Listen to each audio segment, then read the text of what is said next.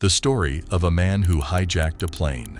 In 1971, a routine flight from Portland to Seattle became controversial in aviation history. After hijacking a Northwest Airlines jet, ransoming the passengers in Seattle, then making a getaway by parachute. The description on one wire service, master criminal. An ordinary passenger, later known as D.B. Cooper, hijacked the plane and demanded ransom and parachutes. He then vanished into the night sky, leaving behind a trail of unanswered questions and a mystery that continues to this day. This is Robbers Insights, and in today's video, we will tell you the story of this mysterious crime, exploring the theories about Cooper's fate and various identities that resembled D.B. Cooper. In 1971, the plane boarded Northwest Airlines with 37 passengers and a crew of 6 members on the flight of 305. Among these passengers was a man who identified himself as D.B. Cooper. Once abroad, Cooper made himself comfortable in the middle of the last row of seats on the right side of the cabin, ordered a drink, and had a smoke. If you're surprised, let us throw in a little fact that smoking in the planes was allowed in the 1970s. Once the plane was in the air, Cooper stopped a flight attendant, Florence Schaefer, and handed her an envelope. Confused and curious, Florence proceeds to open the envelope. Inside, there was a note featuring a handwritten message stating that Cooper had a bomb. Crippled with fear, Florence Schaefer sat beside him in the plane and witnessed 8 sticks of dynamite inside his briefcase. Cooper's demands were simple. He demanded cash worth $200,000 and 4 parachutes. However, what was strange was his demand for a ready fuel truck to refuel the aircraft once they landed in Seattle. Cooper warned them if they failed to comply with his requirements, then he would do the job. Once the flight was airborne, Schaffner went to inform the cockpit crew. Another flight attendant named Tina Mucklow remained by Cooper's side, who now acted as an intermediary between Cooper and the rest of the flight crew by using a telephone in the rear of the cabin. For almost the next hour and a half, Flight 305 maintained a holding pattern near Seattle. Local and federal authorities became involved and began to procure the ransom as well as the parachutes. The authorities collected 10,000 $20 bills from a local bank, while the owner of a nearby skydiving school provided the authorities with the parachutes. Almost 2 hours past the scheduled arrival, around 5:45 p.m., Flight 305 landed in Seattle. By the time it reached its destination, the sun had set and it was dark outside. Once the flight came to a stop, both the ransom and the parachutes were handed over to Mucklow, who then brought them back abroad. In exchange for the fulfillment of his demands, Cooper allowed the disembarking of all the passengers and 2 flight attendants to leave freely. Since most of the passengers were unaware, the composed manner of hijacking did not create any panic for the flight attendants. With the ransom now paid, 4 crew members remained on the flight. Cooper told Mucklow to inform the captain to take the flight to Mexico City. Cooper further instructed them to fly with the landing gear down, the laps at 15 degrees and below 10,000 feet. The lights on the cabin were to be switched off, and the aft stairway, which opened from the underbelly of the fuselage, was to remain extended. However, the captain refused 2 of Cooper's demands. The first issue was the flight configuration. He asked till Mexico City could not be possible in a non-stop manner. In response, Cooper proposed a stop in Phoenix, Yuma, or Sacramento until they eventually agreed on Reno, Nevada. The second demand, dismissed by the crew, was his request for departure. With the ventral staircase extended, Cooper decided on the retraction of stairs. However, on the contract that Mucklow now remains by his side until they reached Mexico City. After negotiations of almost less than 2 hours, Flight 305 was back in the air traveling to Mexico City. However, within 5 minutes of the flight boarding, he told Mucklow to head towards the cockpit, as he was not to be disturbed at any time under all conditions. The last time Mucklow saw Cooper was him standing in the aisle. She assumed that he was preparing to jump with a parachute. Mucklow locked the cockpit before joining the 3 remaining members of the crew, and after 3 hours when they reached Reno, Nevada airport. Once the flight came to a stop, the crew carefully ventured into the rear of the cabin, But there was no sign of Cooper and the bomb. The aft stairway had been extended mid-flight and was slightly damaged upon landing. At the moment, there was only one explanation for Cooper's absence, somewhere between Reno and Seattle. He went into the stairways and unraveled the parachute before jumping into the darkness. As soon as it became apparent that Cooper was no longer on board, the manhunt began, and soon dozens of the FBI agents converged upon the aircraft. The agents of the FBI were disappointed on their arrival. All they managed to find was a significantly poor amount of physical evidence.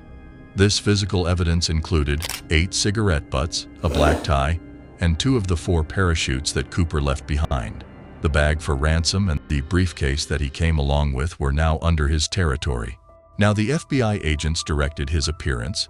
Through the interviews of the crew members, he was described by the crew and the passengers as a white male with brown eyes and dark hair. This included his gender, his race, which was described as Caucasian white, his medium to dark complexion, and his age, which appeared to be in mid-40s with a height of somewhere between 5'8" to 6 feet and a medium-built physique. He wore a dark trench coat on top of a dark suit, a white shirt, a black tie, and dark shoes. While after the departure of the flight, he also donned a pair of sunglasses. Based on this evidence, the FBI provided the first of several composite sketches. One of the key elements that the FBI had to work on was searching the location where he took the parachute from, but it was difficult to pinpoint since none of the crew members were aware when he left. The 2 fighter planes that escorted Flight 305 failed to witness any point under which he escaped due to the darkness of the sky. Although the flight crew members noted one strange thing. The last communication between Cooper and crew members took place at 8:05 p.m. when they offered intercom assistance, which Cooper declined. However, in the next 10 minutes, they experienced an oscillation of the aircraft causing the unusual vibration. Thinking upon that moment, the crew members concluded this time frame when Cooper escaped. This led to a breakthrough for the investigation team. They could approximate the location where he could have landed and could search for the activity on the ground during that period. What was strange for the FBI team was that despite being extremely cautious and meticulous about the flight and the stops it would take for refilling, Cooper never really specified any route. The captain mentioned that due to excessive time being spent at the Seattle airport, Cooper dismissed any flight plan and asked the crewmates to get the show on the road. The captain then decided to fly on the route known as Victor 23, without any instruction or plan by D.B. Cooper. By using the route of Victor 23, authorities approximated the most probable location of the flight at the estimated time of his jump to be about 40 kilometers north of what was known as Portland. Once the location was approximated, the FBI launched a massive investigation, including airplanes, jets, and search operation teams on the ground. The area under search was a massive mountain covered with forests, which made the discovery difficult. And as if the geographical location wasn't enough, the inclement weather and low temperatures made things worse for the investigative teams. By December, the FBI failed to make any substantial contributions to the investigation. In the end, they switched their attention from searching his whereabouts geographically to the ransom paid out. The money was collected from the Seattle First National Bank, which kept a ransom package of around $250,000 for unexpected events, like that of D.B. Cooper. This gave the investigating team a certain advantage.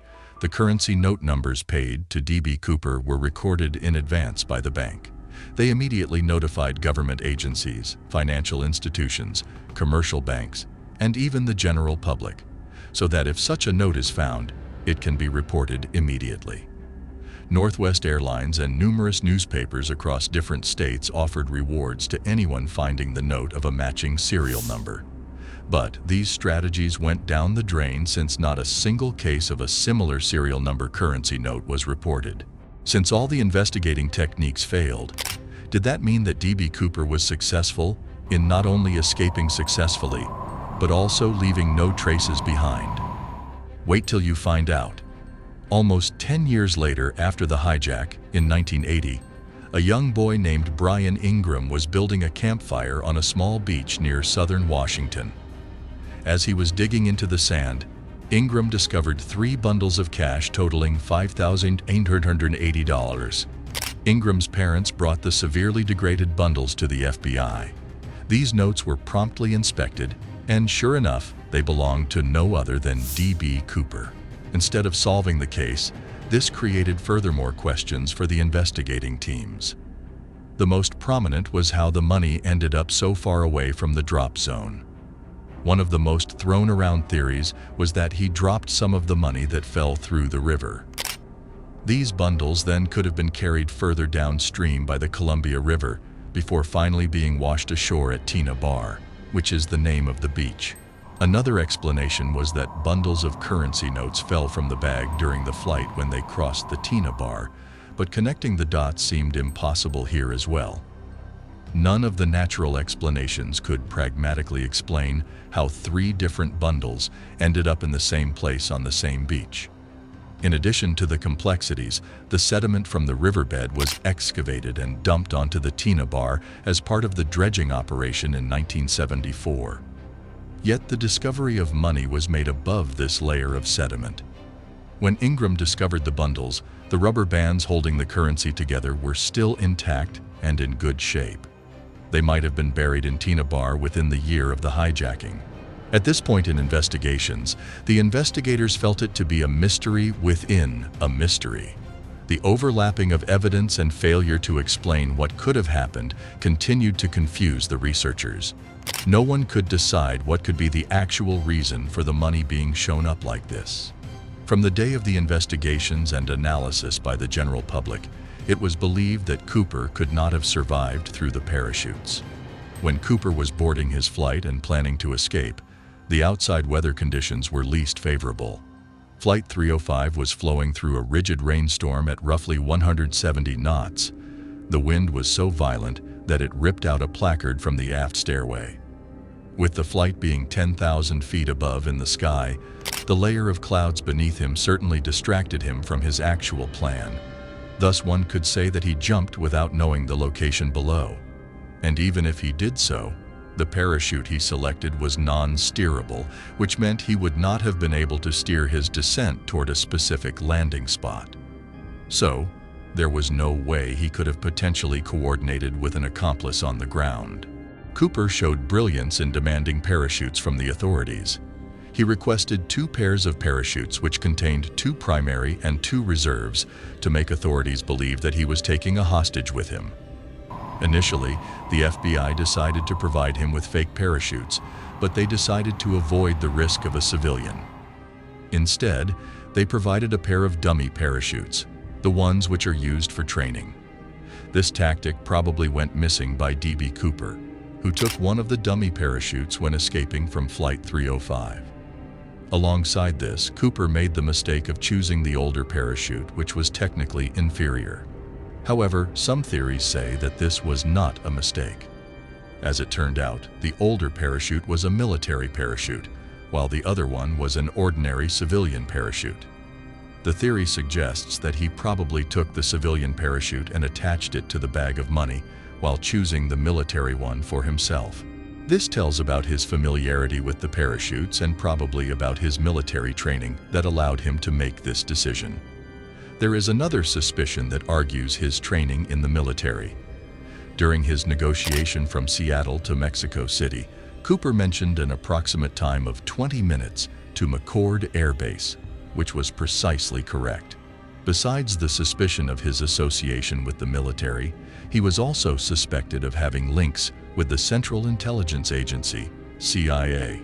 Cooper deliberately chose Flight 305 to hijack, which was a Boeing 727. This was used by the CIA to covertly drop agents and supplies during the Vietnam War.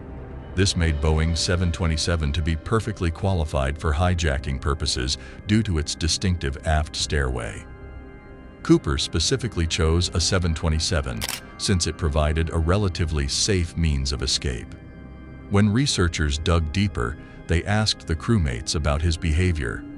The crewmates, particularly Mucklow, who sat beside him for most of the flight time, observed his exceptionally high knowledge of aircraft, its routes, and flying in general. Besides the flight itself, Cooper demonstrated great understanding of the surface beneath him. He recognized the city of Tacoma from the air. Cooper showed professionalism by not demanding attention from the flight passengers. Some of them were not even aware of the situation throughout the whole flight. In addition to this, Cooper concealed his identity by wearing overcoats and sunglasses. He also left very little evidence behind, which would eventually make the case difficult to understand for the investigators. For instance, he was cunning enough to reclaim the note that he'd initially given to Florence Schaffner, and apart from writing his name on the plane ticket, there is no other evidence of what his actual handwriting looked like. But as perfect as this hijacking sounds, there were a few loopholes in this individual brilliance. Cooper was not aware of the route from Seattle to Mexico City and settled for the last-minute destination of Reno, Nevada. Similarly, Cooper did not request high-quality parachutes, jumpsuits, helmets, or boots for safe landing. When requesting for ransom, Cooper did not specify the denominations and failed to make the case for larger denominations of currency notes, which would be easier to carry during his escape. Cooper's approximate escape into a large forest and mountain complicates the idea that he could have successfully escaped because he wore a trench coat and pair of loafers in the intense weather of late November. What is strange, however, is that authorities never received any report on the issue of a missing person that would match his profile. This suggests that he survived and continued his normal routine life after the hijack. In the end, the D.B. Cooper case failed to reach any conclusion. Numerous individuals were suspected to be D.B. Cooper due to resemblance in their characteristics, either through physical features or great aviation knowledge. However, each of the suspected individuals failed to meet all criteria and direct evidence and was eventually not considered seriously. Among several individuals suspected by the FBI to be D.B. Cooper, one of the key figures was Ted Braden, who almost matched the identity of this infamous figure. Theodore Burdett Braden Jr., born in 1928, started his military career at the young age of 16 by joining the 101st Airborne Division during the final phases of World War II. Over the years, Braden became an elite parachutist, representing the Army in global skydiving competitions and recording impressive 911 parachute jumps. In the 1960s, Braden assumed the role of team leader of a covert unit of Green Berets that was trained to carry out unorthodox warfare strategies during the Vietnam War. Braden showed his expertise as a military skydiving instructor, specializing in high-altitude low-opening halo techniques. Braden's tenure in Vietnam spanned 23 months when he was engaged in top-secret operations across Vietnam, Laos, and Cambodia. However, his military career took a controversial turn in December 1966 when he deserted his unit and ran to the Congo to serve briefly as a mercenary. There, he was arrested and was subsequently court-martialed in the United States. However, events took a twist when he received an honorable discharge on the condition of silence about his activities with MACFSOG. After the military, he worked as a truck driver for Consolidated Freightways near the purported drop zone of the hijacking and was investigated for a $250,000 trucking scam in the early 1970s, though he faced no charges. The later years saw him indicted for transporting stolen goods and arrested for driving a stolen vehicle, eventually leading to a federal prison sentence in the late 1980s. Despite his military experience, Braden was not fondly regarded on a personal level. He was often described as a mixture of high intelligence and a strong inclination for criminal behavior. His military background had equipped him with the specialized knowledge to potentially carry out a parachute escape from a Boeing 727. This resonates with some key aspects of Cooper's profile, although there were huge differences when in comparison with physical descriptions, including his height, which complicates this theory. After Braden, Kenneth Peter Christensen became a suspect when his brother watched a 2003 documentary and became convinced Kenneth was involved in the hijacking. His brother worked hard to convince authorities and the media. He even contacted filmmaker Nora Ephron and wrote in a book by investigator Skip Porteous. which pointed to Christensen as the hijacker. Christensen, a World War II paratrooper and later airline purser, had some similar physical and behavioral traits to Cooper. However, the FBI dismissed him as a prime suspect due to differences in physical descriptions and lack of direct evidence. Jack Caufelt, another suspect, was a convicted con artist who went one step ahead and claimed to be Cooper. He confessed to having lost the ransom money near Mount Hood due to injuries sustained during the jump. However, the FBI did not validate his theory and called it fabricated, while various media channels, including CBS's 60 Minutes, rejected his story. Moreover, Lynn Doyle Cooper was suspected by his niece, Marla Cooper, who recalled suspicious activities involving her uncle around the time of the hijacking. Despite intriguing leads, including a fascination with a Canadian comic book hero named Dan Cooper, no conclusive evidence linked him to the crime, and his case was ultimately dismissed. Barbara Dayton, a pilot by profession who went through a gender change surgery, claimed to have conducted the hijacking to retaliate against the airline industry's discriminatory policies. Her story, too, was eventually rejected, and physical differences further weakened her claim. William Pratt Gossett, a veteran with extensive military training, was known for his obsession with the Cooper case. He allegedly hinted at possessing the ransom money, but the FBI found no direct links that could connect him to the hijacking incident. In each of these cases, the differences between the actual story and the stories of suspected individuals, poor connections, and the lack of definitive evidence led to a complex portrait of D.B. Cooper, leaving the true identity of the hijacker to be a forever mystery. In the coming year of 1972, almost 15 similar hijacking attempts were made for personal gains that would eventually lead to a mysterious escape. Richard Charles LaPointe, an Army veteran from Boston, boarded Hughes Air West Flight 800 at McCarran International Airport in Las Vegas on January 20th. Once the plane was boarded, he claimed to possess a bomb while the DC-9 was on the taxiway. He demanded $50,000, 2 parachutes, and a helmet. After negotiations, 51 passengers were released along with 2 flight attendants. He demanded the airplane on an eastward trajectory towards Denver, and within the route, he parachuted over the treeless plains of northeastern Colorado. Authorities located the parachute, and his footprints in the snow and mud were found. Eventually, he was caught within a few hours.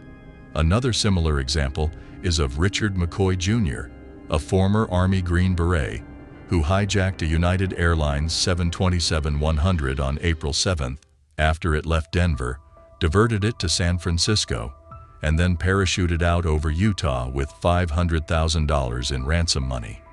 He landed safely but was arrested 2 days later by the investigating agencies. Frederick Hahnemann used a handgun to hijack an Eastern Airlines 727 in Allentown, Pennsylvania on May 7th, demanded $303,000, and eventually parachuted into his native Honduras. A month later, with the FBI in pursuit and a $25,000 bounty on his head, he surrendered at the American Embassy in Tegucigalpa. After being given a life sentence in September 1972, he was paroled in 1984. Rob Hetty, a 22-year-old former Army paratrooper, hijacked United Airlines Flight 239 from Reno to San Francisco on June 2, 1972. He carried his parachute and was equipped with a .357 revolver. He subsequently demanded $200,000 in ransom money. However, his fate was no different. He jumped from the airplane and was captured the next morning. With all these hijackings taking place, the airport authorities decided to take action to reduce the chances of hijacking. After the D.B. Cooper incident in 1971, the aviation industry and airports implemented strict security measures to prevent similar hijackings in the future. These included the establishment of the TSA in the United States and comparable agencies worldwide, enhancing passenger screening, baggage checks, and security checkpoints. Cockpit security was strengthened with reinforced doors to prevent unauthorized access. Additionally, airlines adopted policies prohibiting passengers from carrying parachutes on board to prevent potential hijackers from using them as escape routes. Improved communication and coordination among airlines, law enforcement, and air traffic control were also prioritized to respond quickly to threats. Governments enacted legislation and regulations to enforce penalties for hijacking and enhance aircraft surveillance. Overall, these measures significantly improved aviation security and ensured passenger safety after the D.B. Cooper incident. D.B. Cooper's case is one of the most mysterious and intriguing criminal stories ever recorded, with minimal evidence left behind and failure to draw connections with suspected individuals kept the case mysterious and hidden. What do you think happened to D.B. Cooper? Did he lose his life in the mountains, or was he successful enough to escape and keep it hidden? But beyond the investigations, how do you think he hijacked a plane so successfully without any prior experience? Comment below and let us know what your theories are. Like, share, and subscribe to our channel, and hit the bell button so you never miss out on our video. And until next time, stay curious.